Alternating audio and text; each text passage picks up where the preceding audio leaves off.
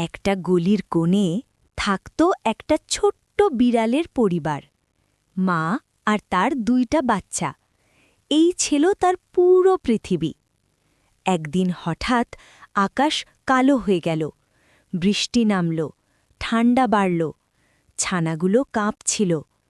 মা বিড়ালটা তাদের ঢাকতে চাইল, কিন্তু তার নিজের শরীরও দুর্বল হয়ে পড়ছিল। তখন সে সিদ্ধান্ত নিল, সে ভয় পাবে না। সে রাস্তায় নামল, বৃষ্টিতে ভিজে, মানুষের পায়ের ভিড়ে, গাড়ির শব্দের মাঝে। অনেকে তাড়িয়ে দিল, কেউ ডাকাল না। পা কেটে গেল, শরীর ব্যথায় ভেঙে পড়ল, তবুও সে থামেনি, কারণ পেছনে ছিল 2টো ছোট প্রাণ, যারা তার অপেক্ষায়।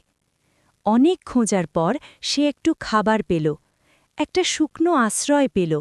সে ফিরে এলো, ছানাগুলো খেল, পরিবারটা বাঁচল।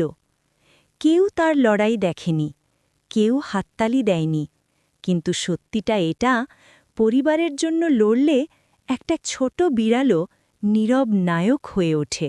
সাবস্ক্রাইব করে সাথে থাকুন।